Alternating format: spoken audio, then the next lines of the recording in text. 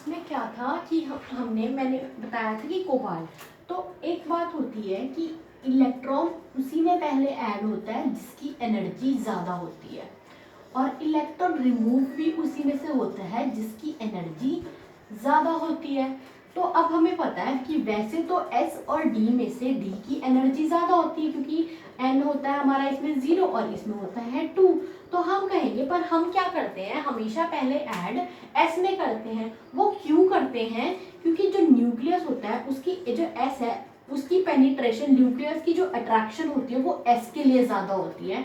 तो इसलिए जो एडिशन होती है ना इलेक्ट्रॉन की, वो S में पहले होती है। इसलिए हम ऐसे लिखते हैं 4s2 और 3d7 ऐसे करके लिखते हैं। पर जब बात रिमूवल की आती है तो उस वक्त भी रिमूव S में से ही होता है। और वो क्यों होता है?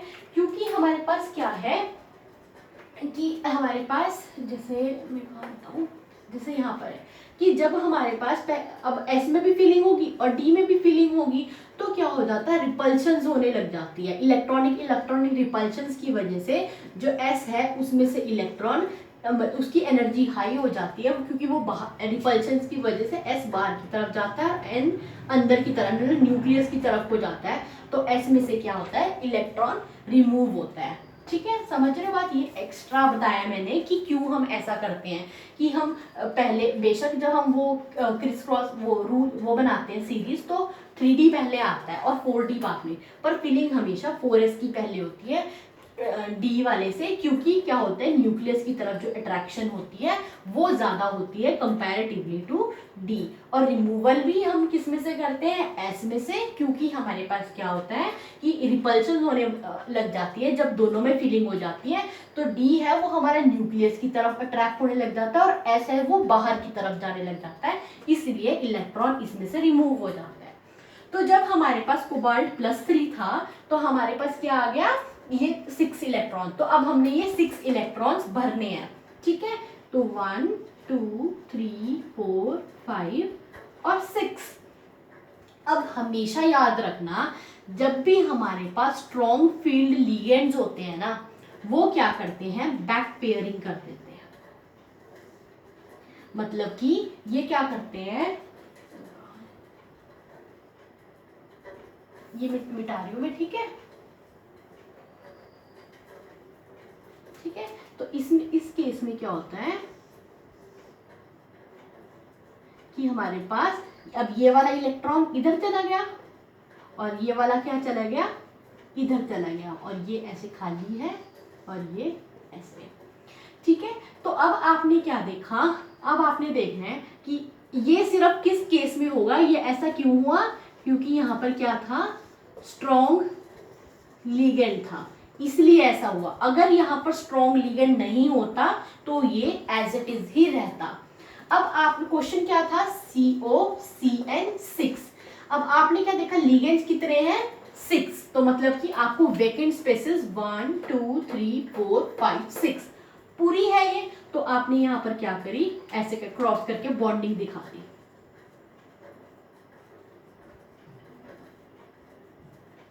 मतलब कि ये जो मेटल है इसकी बॉन्डिंग किसके साथ होगी, Cn के साथ होगी।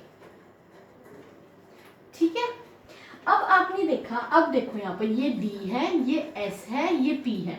D के कितने भर गए ऑर्बिटल्स, 2। S का कितना है, सिंगल, और P के कितने हैं, 3। तो ये हाइब्रिडाइजेशन बन गई D2sp3। अब देखो, इसमें हमारे D के अंदर वाले इलेक्ट्रॉन यूज हुए हुए ना, तो मतलब कि ये किसका एग्जाम्पल है, इनर ऑर्बिटल का। ठीक है, अब आपने क्या देखा, अब आपने इसको नहीं देखना, सिर्फ देखना है ये इलेक्ट्रॉन्स। अब ये इलेक्ट्रॉन्स आपको कैसे दिख रहे हैं, सारे क्या हैं, पेयर्ड हैं। तो सारे पेयर्ड हैं, तो मतलब कि ये क्या हो गया, डायामैग्नेटिक। ठीक है, अब तीसरी D2sp3 की जो ज्योमेट्री होती है वो होती है ऑक्टाहेड्रल। ऑक्टाहेड्रल, तो अब आपकी इसमें तीनों चीज आ गई, हाइब्रिडाइजेशन भी पता चल गया, ऑक्टाहेड्रल भी पता चल गया, और आपके पास मैग्नेटिज्म भी पता चल गया। इसी तरह से आपको बहुत सारे क्वेश्चंस पूछे जाते हैं कि कैसे कैसे आएंगे। ठीक है, ये समझ आया आप लोगों को? ठीक है, अब ये याद रखना आपके पास होती है ये D2, ये हमारी मतलब ऑक्टाहेड्रल शेप आती है। DsP2 होती है, तब ये आती है हमारी या टेट्राहेड्रल या फिर स्क्वायर प्लानर। ठीक है, DsP2। ठीक है, अब मैं एक और एग्जांपल आपको लेकर दिखा रही हूँ, एक आपको आसान सा, ताकि आपको और ज़्यादा क्लियर हो जाए कि कैसा था ये। ठीक है, सपोज करो आपके पास है ये COF6 3 नेगेटिव। अब मैंने बताया था सबसे फर्स्ट काम क्या है, आपने देखना कि लिगेंड आपका क्या है, वीक लिगेंड। और अब भाई आपको यही से क्लियर होगा कि इसमें बैक बॉन्डिंग नहीं होगी, क्योंकि मैंने क्या बताया था, बैक बॉन्डिंग सिर्फ उसी केस में होगी जिसमें हमारे पास क्या होगा, स्ट्रॉन्ग लिगेंड होगा। तो अब इसमें अपने कोबाल्ट की ऑक्सीडेशन स्टेट निकालनी क्या आएगी,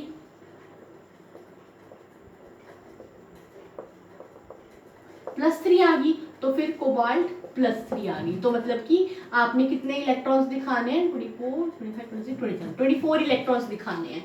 ठीक है,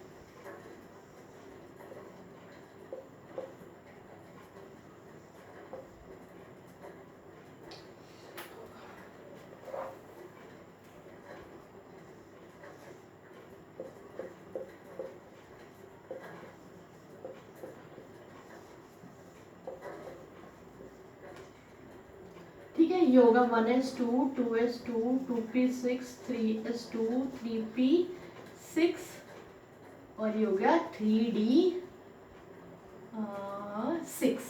ठीक है, ये हो गया कोबाल्ट का 6, 12, ये हो गया 6, 10, 16, 17, 18, 19, 20, 21, 22, 23, 24 इलेक्ट्रॉन्स हो गए। तो आप आउटर मोस्ट को दिखाते हो 1, 2, 3, 4, 5, 6। अब मैंने क्या बताया था, क्योंकि ये वीक लिगेंड है तो बैक डोनेशन नहीं होगी, तो आप इस पोर्शन को नहीं छेड़ोगे। अब आपने क्या देखना है, लिगेंड्स कितने हैं आपके पास, 6, तो मतलब कि आपको 6 वैकेंट स्पेसेस चाहिए। तो ये होगी 1, 2, 3, 4, 5, 6। ये आगे आपने, हमारे पास ऐसा होता है ना, ये 3d6 या आगे 4s2, 4p आती है, 4p6 और 4d। ठीक है, ये आगे आपने बना देना है कि इसके बाद ये आएगा। तो अब इस केस में आपकी हाइब्रिडाइजेशन क्या होगी, s का एक यूज हुआ, p के कितने, तीनों ऑर्बिटल यूज हुए और d का क्या हुआ, 2 इलेक्ट्रॉन यूज। तो ये तो होगी आपकी हाइब्रिडाइजेशन। अब नेक्स्ट क्या है, क्योंकि इसने बाहर वाले इसको यूज करा ना, बाहर वाले डी को यूज करा, तो ये किसका एग्जाम्पल है, आउटर वाले का। नेक्स्ट आपने क्या देखना, अब आपने मैग्नेटिज्म कहां से देखोगे, जो ऑलरेडी हमारे पास इलेक्ट्रॉन प्रेजेंट है। अब क्योंकि इसमें अनपेयर्ड इलेक्ट्रॉन प्रेजेंट है, तो मतलब कि ये क्या हुआ, पैरामैग्नेटिक। और जहां पर 6 लिगेंड्स होते हैं उसकी ज्योमेट्री हमेशा क्या आती है, ऑक्टाहेड्रल। जहां 6 लिगेंड्स होगी वहां ऑक्टाहेड्रल, जहां 4 लिगेंड होगी वहां पर हो सकती है टेट्राहेड्रल या फिर स्क्वायर प्लानर।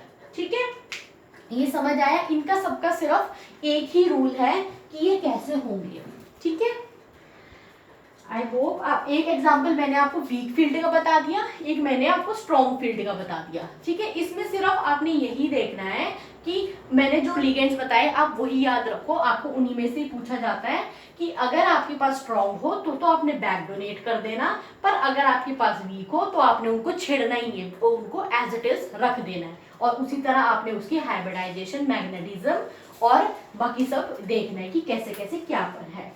ठीक है, अब आपको मैं इसके कुछ एग्जांपल्स दे देती हूँ। चलो मैं एक आपको टेट्राहेड्रल का भी बता देती हूँ। एक एग्जांपल है NiCO4।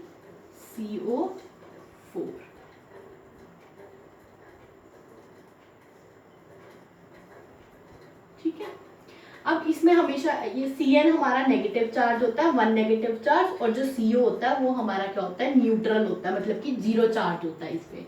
तो हमारे पास X हमने ले लिया +0 इक्वल्स टू कोई भी चार्ज नहीं है तो zero, x equals to zero, मतलब कि निकल किस जीरो ऑक्सीडेशन स्टेट में ही प्रेजेंट है, तो मतलब कि उसके पास 28 इलेक्ट्रॉन ही भरे हुए होंगे, तो उसके पास होंगे 3d8 और 4s2।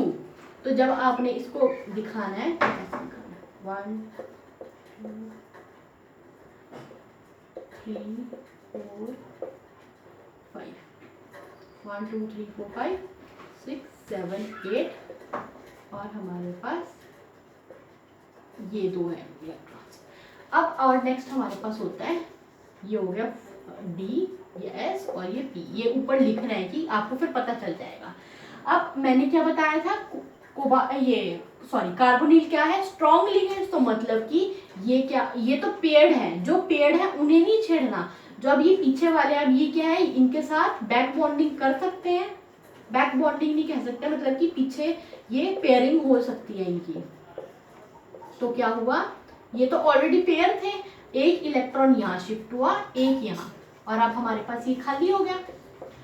और अब हमारे पास हमें कितने लिगेंड्स चाहिए थे, 4। अब आप कहोगे कि मैम आपने आगे क्यों नहीं बनाया, वो 5 ऑर्बिटल, वो 6 जो डी के हैं वो क्यों नहीं बनाए, क्योंकि हमें कितने चाहिए थे, सिर्फ 4 ही खाली ऑर्बिटल्स हमें चाहिए थे। तो हमारे पास 1 2 3 4, तो ये क्या हुई, sp3 हाइब्रिडाइजेशन, ठीक है।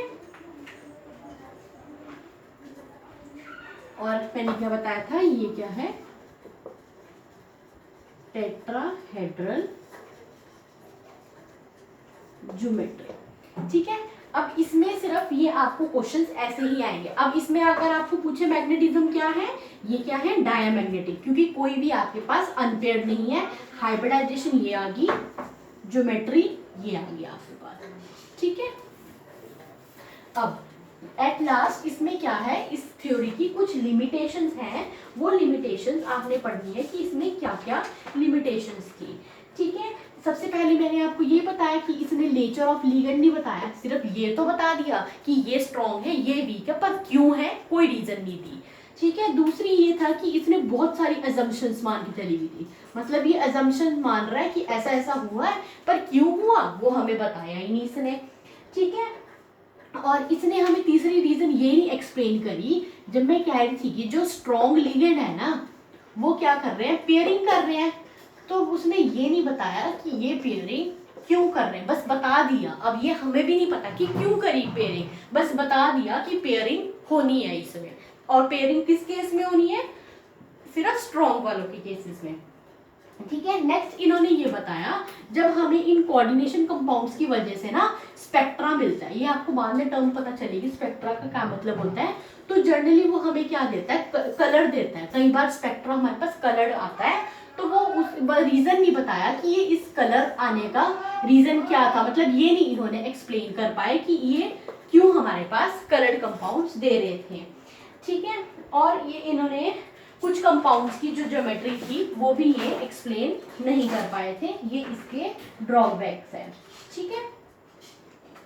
हाँ, और ये भी नहीं ये बता पाए थे कि कहाँ पर हम, अगर मैंने बताया था जहाँ लिगेंड 4 हो वहाँ पर टेट्राहेड्रल भी हो सकते हैं और स्क्वायर प्लेनर भी हो सकती है, तो इन्होंने ये नहीं बताया कि कब कहाँ कौन सी होगी।